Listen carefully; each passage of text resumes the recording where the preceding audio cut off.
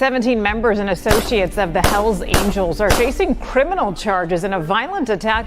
Federal agents allege the outlaws sold drugs, traded firearms, and engaged in insurance fraud and even tampered with government witnesses. We have learned there is cell phone video as well as surveillance video of evidence in this attack. The U.S. Attorney characterized today's raids as historic, the largest federal bust on organized criminal gang activity. Retaliation is common for crimes involving biker gangs. However, it could happen anywhere because of how interconnected gangs have become nationwide. The 3-year investigation resulted in 42 federal indictments on a variety of charges, including racketeering, money laundering, drugs, gambling, insurance fraud, and extortion. There's a bunch of bikers up here, and they're shooting guns and stuff. I need the police now. Play on foot going towards 2nd Street. Okay, receive.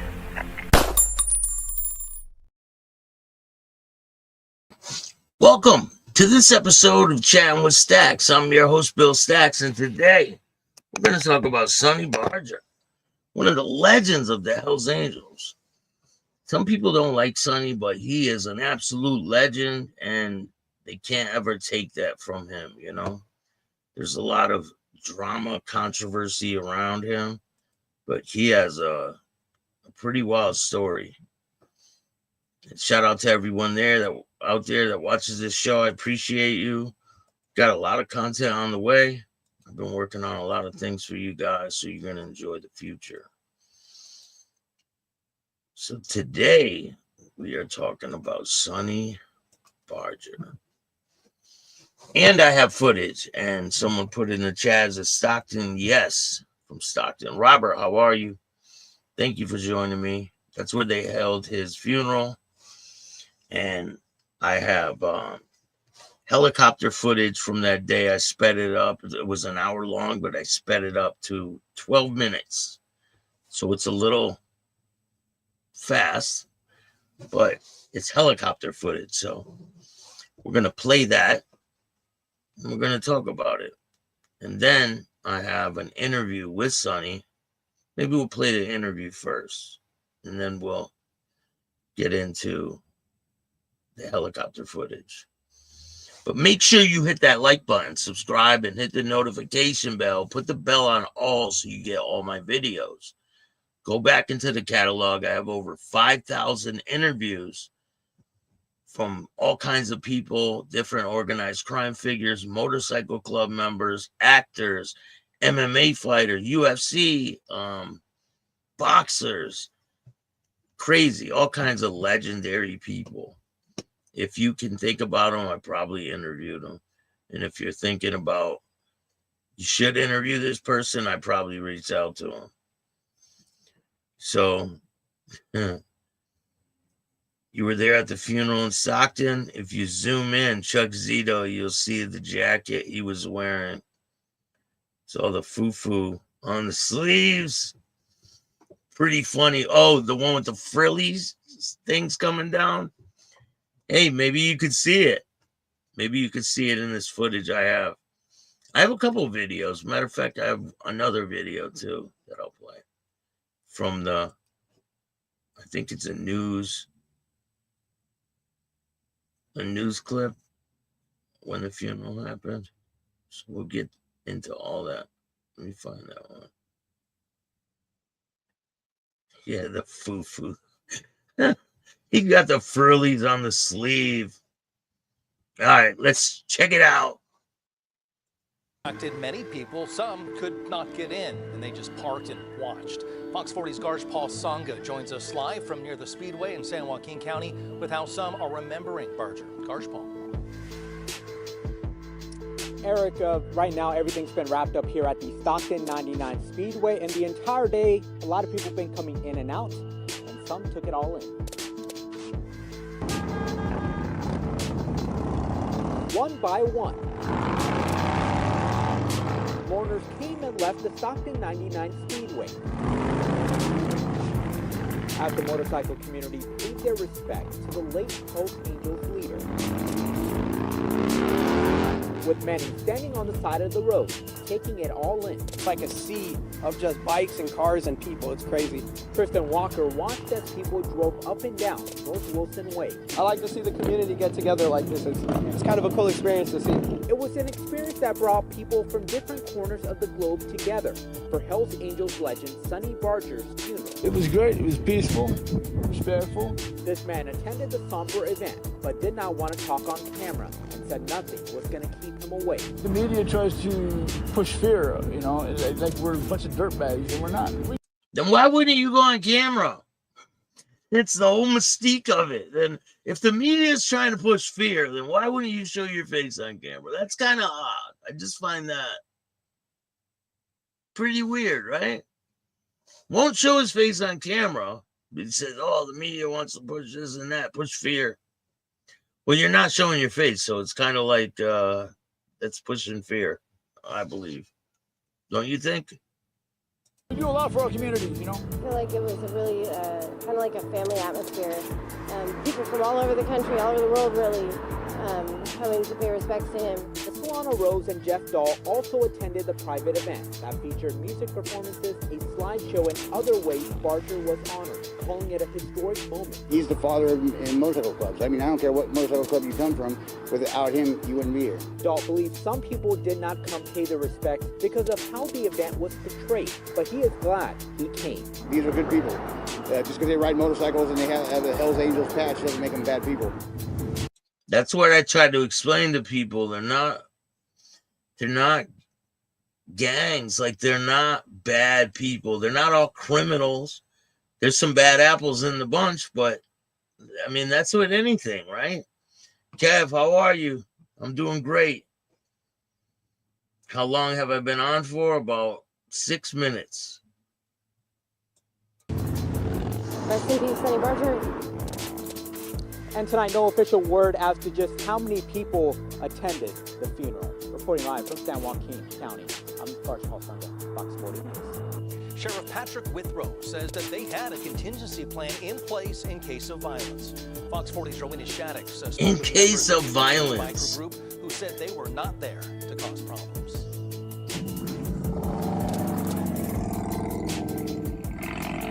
They're there for a thousands funeral. of bikers descended into San Joaquin County to attend the funeral services for the founder of the Hells Angels Oakland chapter, Sonny Barger. Law enforcement says. Hey, Maureen, how are you? I hope that it comes off peacefully, and we have absolutely no use for everything that we prepared for. That would be our best scenario. But we are prepared if it is not. Law enforcement officers from San Joaquin County met this morning in preparation for the many motorcycle clubs coming into town, including those considered rivals of the Hells Angels. We're just hoping that everything goes off the way that they hope it goes off, like they were saying, and that they would keep control of this. But we're just ready for any contingency. Sheriff Patrick Withrow says he would not put any of his deputies inside the 99 Speedway where the service took place. I am not going to put, as I said. I highly doubt that. You know, there's some informants in there, all up in the funeral, probably standing next to people who were delivering eulogies and everything. Look what happened at John Gotti's funeral. You had his alleged son, his alleged adopted son, wearing a wire while he delivered a eulogy. Imagine that one.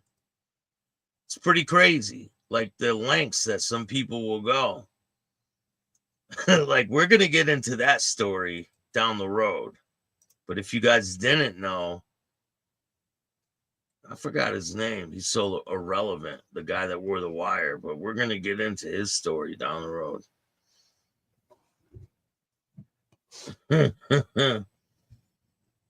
What would you be violent about? I know, like, you're at a funeral. Like, of course, I don't know if the rivals did go. Do you know, Robert? Were there rivals that went? Were there outlaws that ended up showing up to his funeral? I'm curious.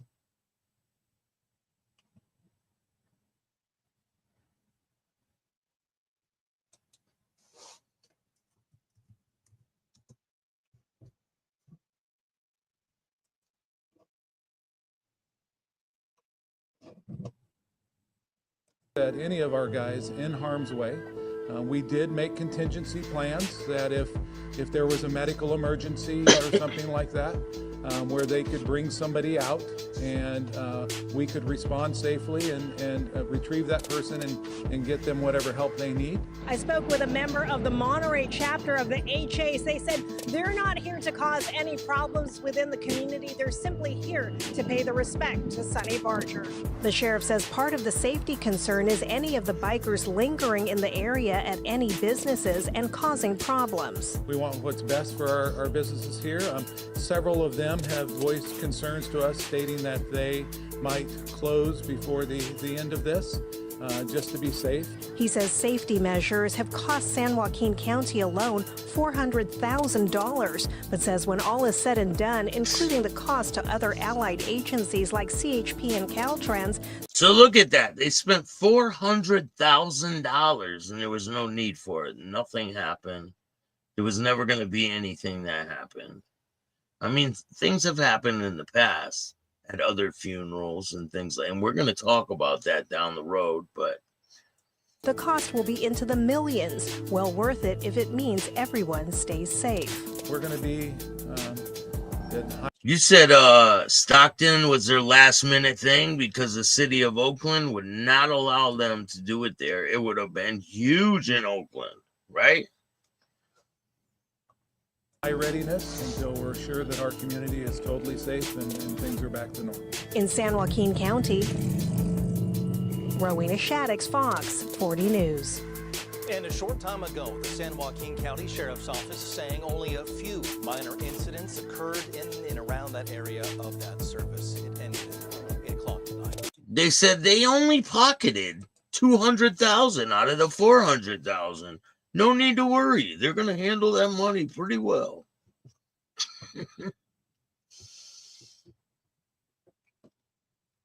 Bringing in the revenue, 100%, man. You don't think they're lining their pockets? $400,000 for security on that? I'm not buying it. The total was almost $1 million. Send Robert a link. Quicker typing. Robert who?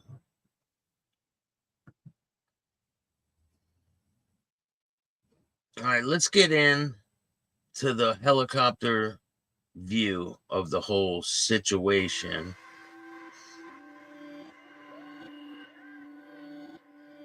Maybe we can zoom in on what's his name? Chuck. Maybe we'll zoom in on Chuck. All right, Sonny Barger, the outlaw legend who refined the Hells Angels. Sonny Barger was more than just a name. He was a symbol of rebellion, freedom, and controversy.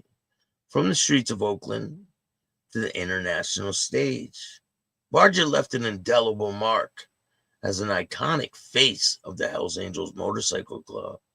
As a founding member of the club's Oakland chapter in 1957, Barger transformed the loosely organized group into a global force,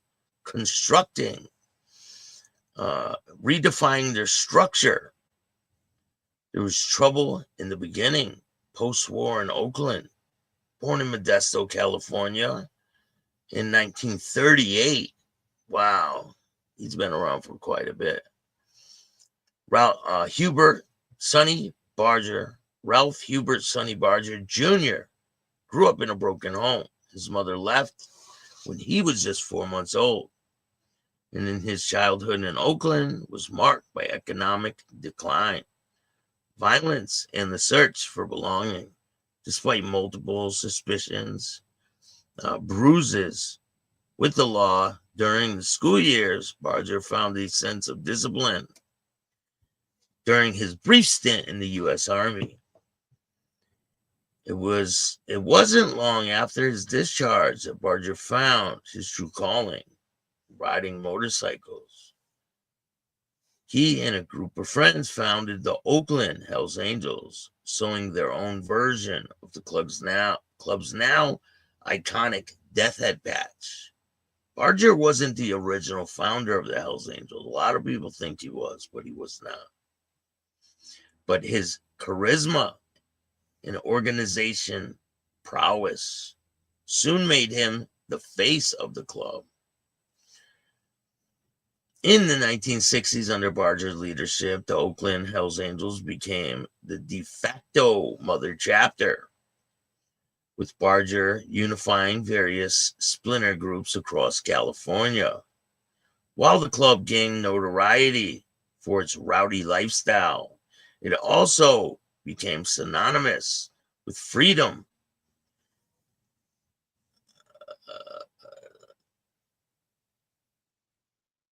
Barger's prowess grew in the media coverage, and the cultural icon like Hunter S. Thompson cast him as an outlaw biker.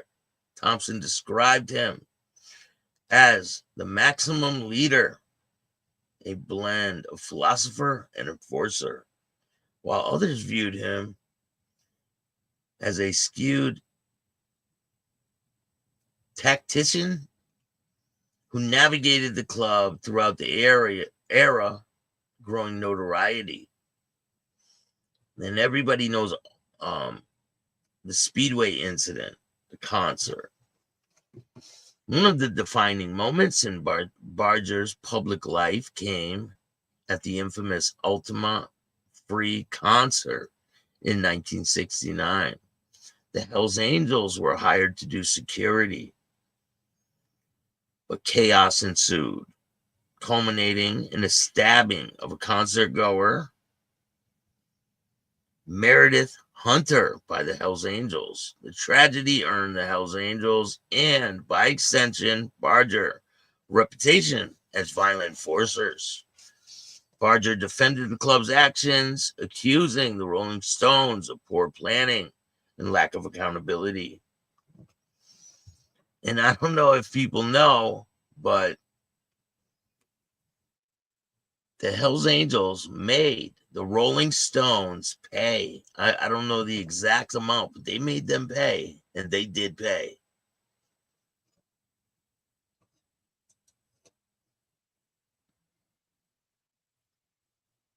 Barger's life was a tapestry of crime, loyalty, and survival. He spent 13 years in prison for his convictions, ranging from heroin trafficking to conspiracy to bomb a rival gang's clubhouse. Yet he always maintained that the Hells Angels were not an organized crime syndicate, arguing that individual members' actions shouldn't define the club. And I think that is totally true. The actions of certain individuals should not define the whole club as a whole. And that's why they weren't able to dismantle these clubs, because they're not built on criminal organizations. They're motorcycle clubs. His leadership style was a paradox. He banned intravenous drug use within the club, but he also tolerated its involvement in narcotics trade. He navigated international conflicts and internal pressures with a mix of brute force and strategic thinking, ensuring the Hells Angels remain a dominant force. The legacy of Sonny Barger. In later years, Barger turned to focus on writing and public speaking. He authored 5 books, including his autobiography, Hells Angels, The Life and Times of Sonny Barger, and the Hells Angels Motorcycle Club.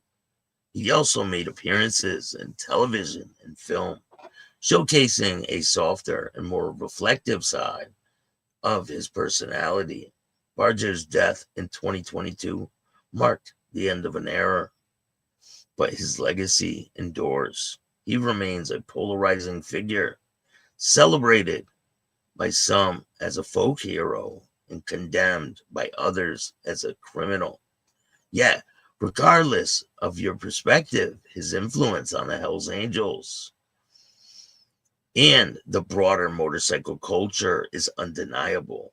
Sonny Barger's story is not about one man or about one club. It is a tale of rebellion, resilience, and the human desire for freedom, no matter the cost.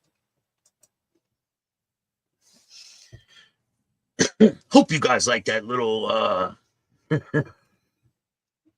speech. Now we're going to get into, this is about halfway over, but now we're going to get into a interview that Barger did. Shout out to Mob Facts with the exclusive interviews. Let's check it out. Ready? Can you just say and spell your name? Barger, B-A-R-G-E-R. Sonny, S-O-N-N-Y. I'm not. Don't get in the light though. Yeah. It's good there. You've just written a book called The Life and Times of Sonny Barger and Hells Angels Motorcycle Club. Can you tell me briefly what this Sonny Barger story is? Well, I'm amazed that anybody's interested in it. It's just a story of my life the last 40 years in the club. It's about riding motorcycles, going to jail, being with my friends, traveling around the country on a motorcycle. Okay. Can you tell me who becomes a member of a motorcycle club? What's the kind of person that the lifestyle is? Well, it's just a guy that likes to Hey, ride Lindsay, how are you? Sort of, you know, have a Thank you for joining me today. kind of lifestyle. Now, there's a lot of people that ride motorcycles that don't join clubs.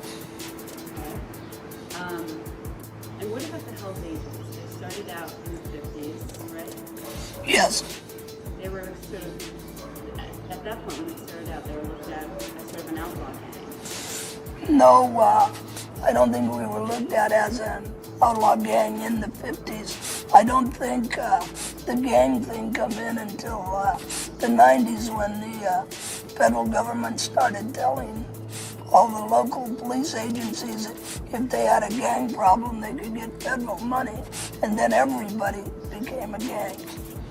We're a motorcycle club. We're a bona fide legitimate corporation organized in the state of California. And our emblem and our name is federally patented and registered with the United States government. And the police agencies like to call us a gang because when they have gang problems, they get federal money. We are a motorcycle club. See, that's so true. A lot of the times they will label these clubs as gangs so that they can get federal funding. It's crazy. And to hear him say about the patches being copywritten, so many different places take their copyright, and there's a bunch of court cases that have been over the years where they took the Hells Angels copyright and they're selling their patches online. They still do it today. Let me see if I can find some.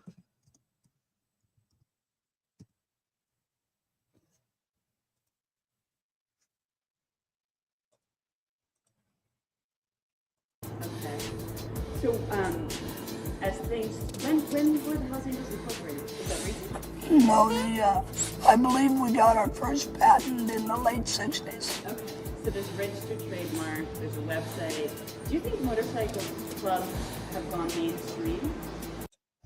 Of course they gone mainstream. So I found some information. It says that Hells Angels Motorcycle Club, or HAMC, has a trademark, the club's name, logo, and other insignia, and has taken legal action against companies that have infringed on their trademarks. Membership, only full patch members of the Hells Angels are allowed to wear the club's patch, which are considered the mark of authenticity and statues. Patches are earned, not purchased. And it can take them years to become a full member. Legal action, HAMC, has sued companies that have sold merchandise with the club's logo insignia without permission, including Red Bubble, Amazon, MTV, Young and Restless. We all know that. Rob Dyrdek's cousin from Young and Restless. He was selling the death head on the back of a jacket. In 2022, Redbubble was ordered to pay the Hells Angels over $78,000 for selling items with the club logo on it. Trademark restrictions. The Hells Angels had registered trademark worldwide, including in the US and the UK, China, and Europe. The club's trademark include the Hells Angels word mark, various variations of the Death Head logo, and the 81 word mark. Licensing.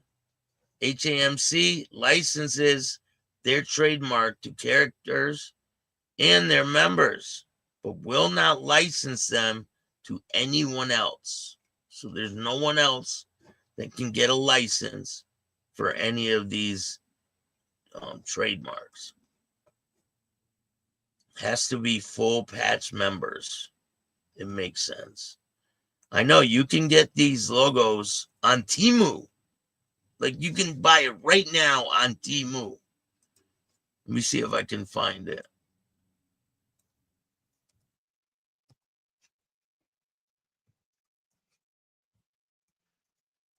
It's pretty sad because, you know, people that don't know any better, they would go there and buy this. They got it on Etsy. Hells Angel patch on Etsy. Insane. Take a look at this.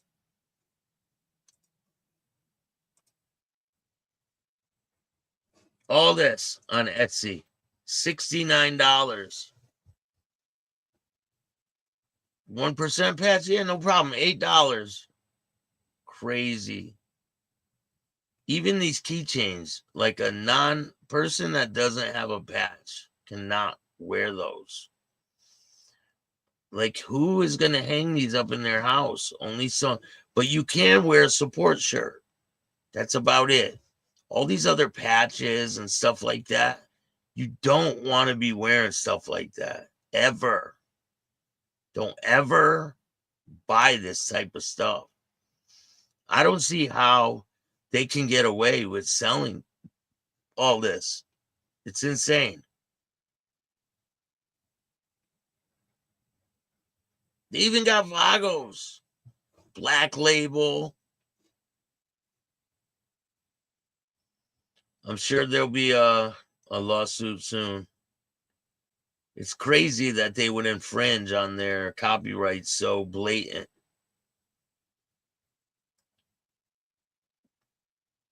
It is crazy. Some people think, oh, they'll do whatever they want. Yeah, well, it doesn't work like that. You can think you'll do whatever you want, but it won't end well. I don't think we were ever really out of the mainstream. I think what it was people were surprised to find out other Yeah, I'm sure, Robert. than riding motorcycles, we're basically human beings just like they are. Why do you think people had that perception of motorcycle gangs as not? Again, I really take offense to the motorcycle gangs. We're not a gang, and I'm not going to ever admit to being a gang. You know, like, if you want to talk about gangs, talk about LAPD when they put up a bulletin board saying, join the LA Police Department and become part of the biggest gang in the world. You know, we're not a gang, we're a motorcycle club. Listen, the police are the biggest gang in the world. That's the bottom line. The police are one of the biggest organized crime syndicates on the planet. They carry guns. They have meetings. They all wear patches. Like, what is the difference? The difference is they carry guns openly. They arrest people. They do whatever they want. At least these people protect their own. They protect people in society. They're not going to let anything happen to a woman. The police do whatever they want. It's pretty disgusting that they call them gangs when they're not gangs. I mean, there are similarities, but they are definitely not gangs. I guess sort of terminology why would you say that people consider people who ride motorcycles together in groups are sort of, I mean, what you were saying was people were surprised to find that people who ride motorcycles are human beings. Like, why would they call a police motorcycle club a gang? A cop club? They're motorcycle gang, right? What's the difference? There is no difference. Do you think all them cop clubs, they're all legitimate people? They're not doing any crime? Definitely not. You think all cops are legitimate? 100% not.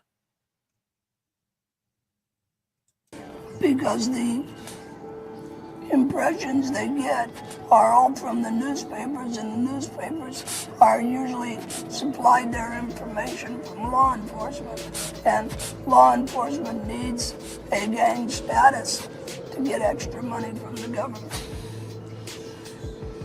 That one had a lot of noise over it. If it was an airplane or something. It's better now. It's pretty smart for the cops to do that and use the gang status to get extra money to go after them. Hey, it makes perfect sense. They do it with mob guys, right?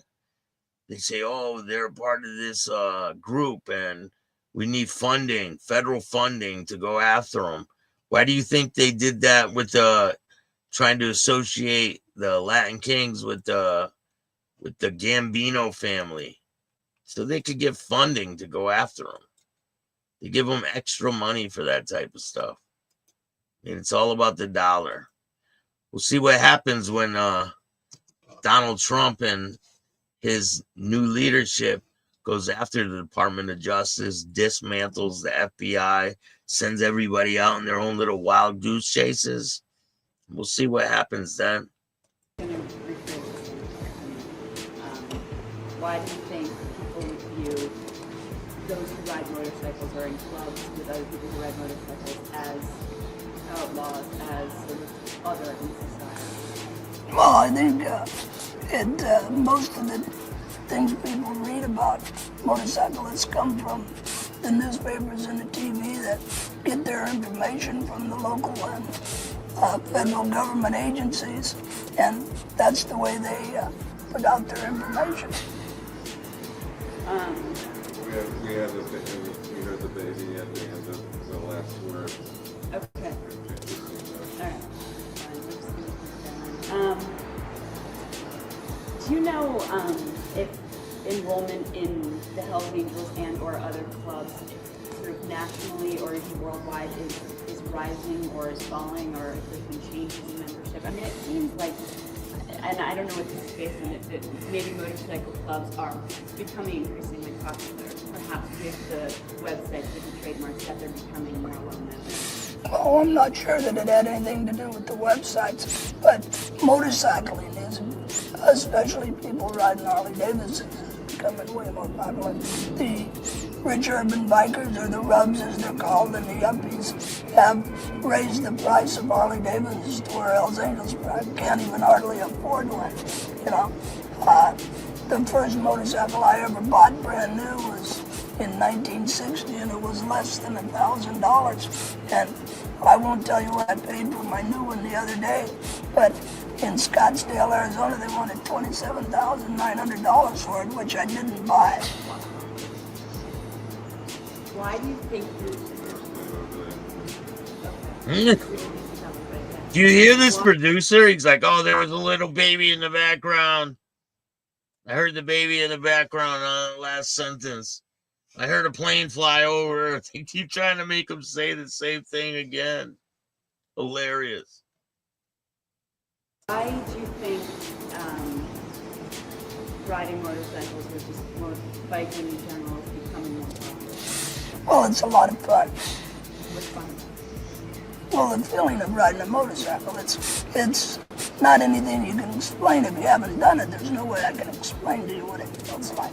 It's just a feeling. And it's probably different for everybody.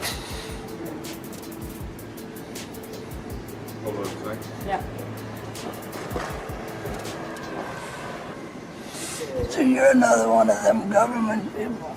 You know, with all that gang stuff, that's all you've ever heard. That's all I've, sort of read about, definitely. But I think you're doing this is going to be a way to change perception. Well, it all depends on, you know, like how much of it gets shown, you know, like, yeah, when you say gang and I don't say nothing, then it don't get across. Yeah, they're going to keep saying it in the interview, right? Can you tell me about rivalries between the Hells Angels and other groups? As far as I know at the present time in the world, there is no rivalry between the Hells Angels and any other group.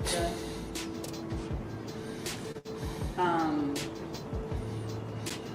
I mean, like you said, this comes from newspaper articles I've read, other broadcasts I've seen. In the past, I've read about, Well, there has been rivalries in the past. I think everybody finally sat down and figured out who the real enemy was. And now we know, and all the motorcycle riders are friendly with each other. So when you sat down, or when groups sat down together, how did you just... Make sure you subscribe to Mob Facts. I didn't. I wasn't part of it. I'm not an officer in the organization any longer. Did you start the original Hells Angels? I was one of the people that started the Oakland charter. And we started that in 1957. The club actually started in 1948. And this was originally a bunch of your... Okay, can you tell me again when and who started the Oakland chapter? Yeah, I was one of the people that started the Oakland Club in 1957. The club actually started in San Bernardino in 1948. But the Oakland chapter became the mother chapter, right? Or was it Barger? Barger was the first club, the first one that opened, right? So which one's the mother chapter now? Is it Oakland or is it San Bernardino?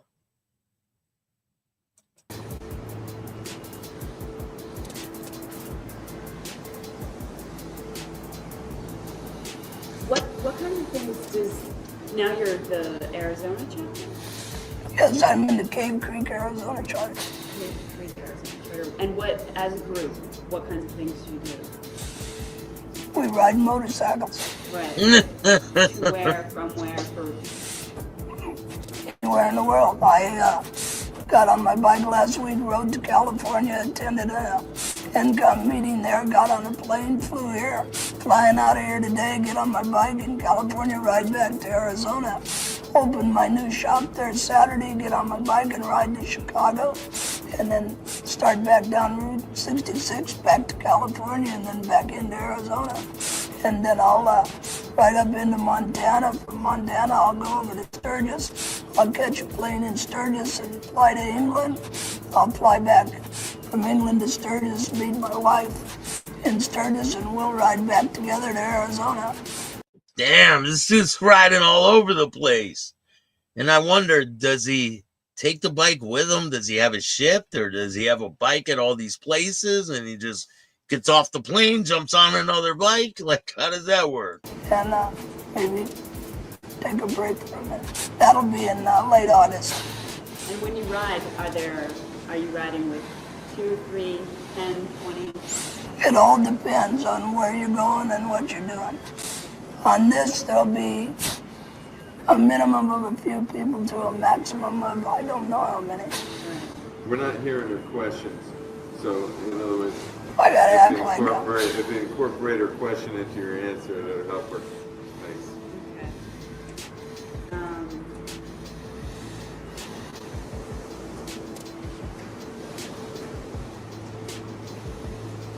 I know this is sort of a sensitive topic, but then we probably ought to not ask it. Okay. Good answer. I don't know. I mean, it's just along the lines of everything we've sort of been talking about, that, like you said, federal law enforcement and then local and state law enforcement has taken on the attitude that...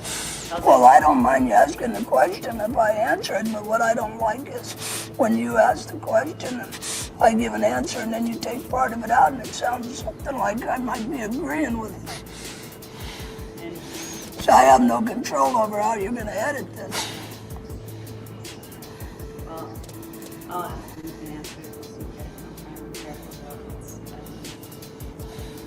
it. The federal and state and local law enforcement has taken on Hey, Daniel, how are you? the position that motorcycle clubs, Hells Angels in particular, but other clubs as well, are outlaws. But, you know, for various, I guess, violence charges or drug charges, violence between groups, would you say that...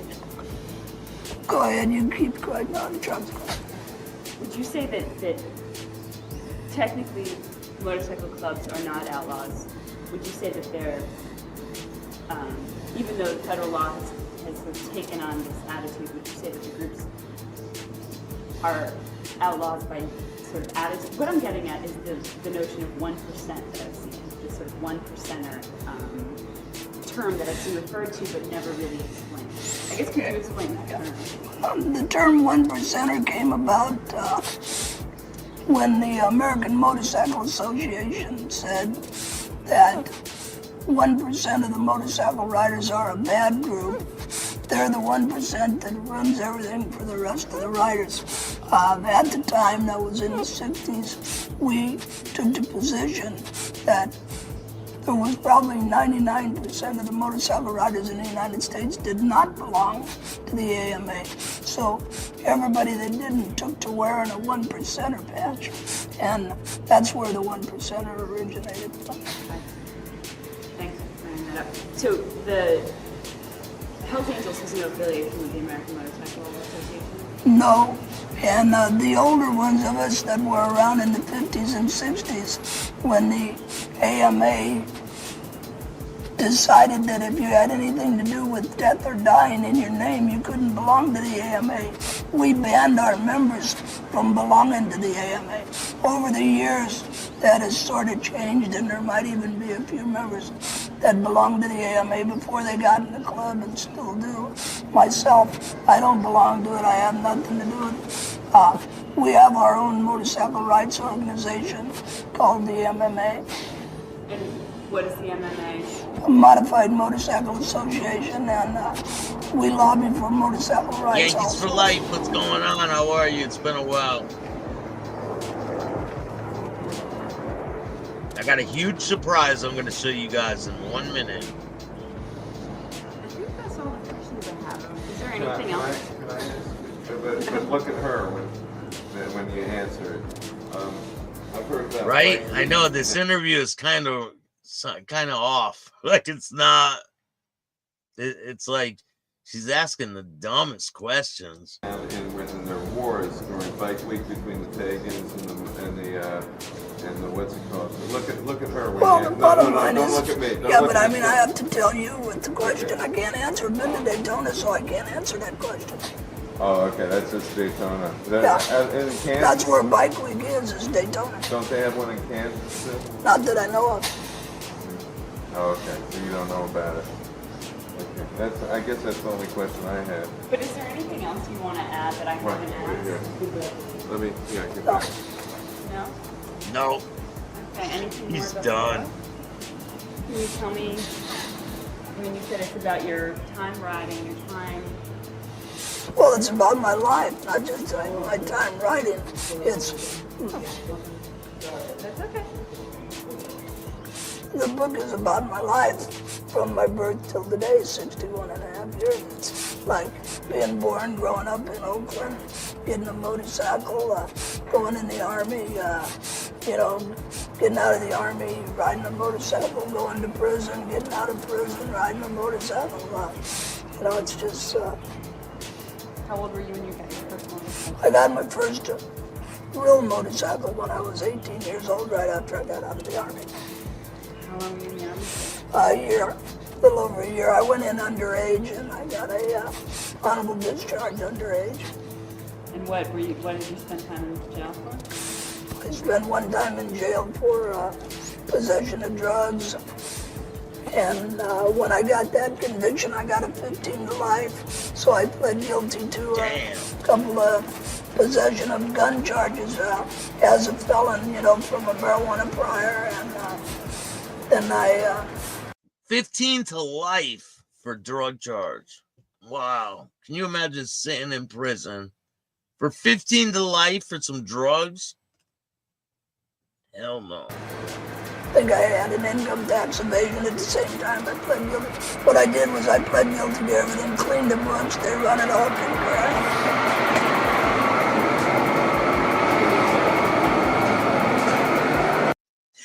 This interview's getting interrupted every way possible. A plane flies by, baby cries.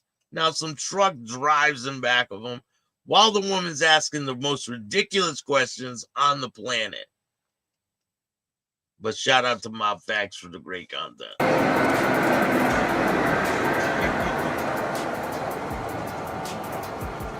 They ran it all concurrent. I got the marijuana prior conviction overturned, and they let me out. Then I rode motorcycle again, and then I ended up going to jail on a federal conspiracy where the government set us up. And they arrested 27 of us. The jury let 25 go. Convicted me and one other guy. I was convicted for messing up a bed in a motel room so it looked like somebody had stayed there overnight. What? Did 5 years for that. Wow. So how much time total? In my life? Yeah. 13, 14 years. In California? No, actually, I did 6 years in Folsom. I did 14 months in San Francisco. Right, Robert? All this to sell a damn book. I did 5 years in Phoenix. That's why I moved there. I liked the weather. That was on a federal charge. And that sucks. He's got the trach and he's trying to talk and, you know, terrible. Wow, so you're living in Phoenix because you spent time there in prison, but you love Phoenix. Well, nobody likes 120-degree weather, but after you live there for 3 or 4 years, you do. Right. Okay. I think that's all. You can't wait to get out of there.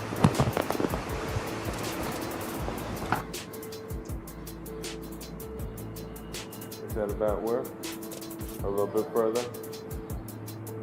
Oh, he's got the frills on his jacket, too.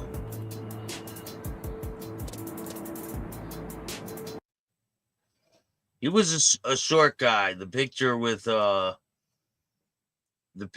Pee-wee and Sonny is funny. Sonny's on his tippy toes. Let me see if I can find that picture. It's pretty funny. Let's see if I can pull it up for you guys real quick. Here's...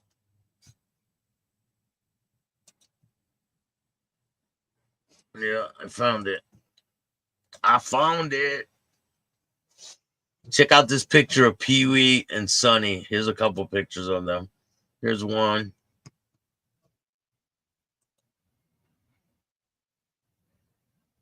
Pee-wee was around Sonny quite a bit. Look at him on his tippy toes.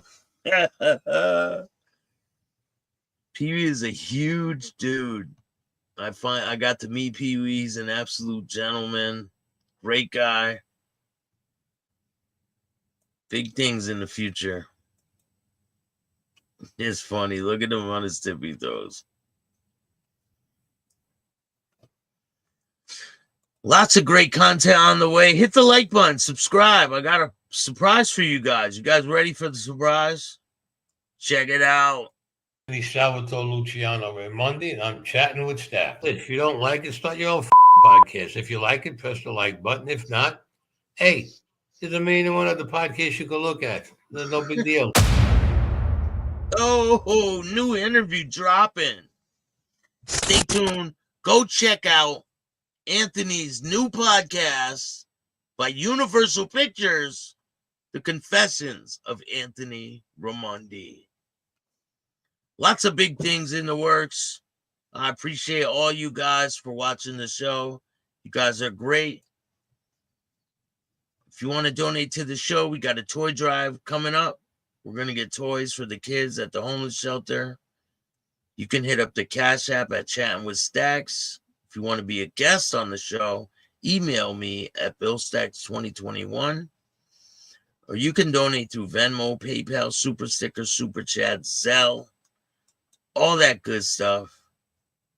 I appreciate all you guys. And remember, don't be a bitch. Peace. And all new at 5, a major organized crime bust. 23 people under arrest now accused of stealing guns and cash. Today, police revealed 4 organized crime groups are wreaking havoc. From aggravated robbery to kidnapping, burglary, and more. Let's take a look at this. New pictures from court documents in this case. These are a few of the people who have been charged, and investigators say the money, tens of thousands of dollars, is all stolen.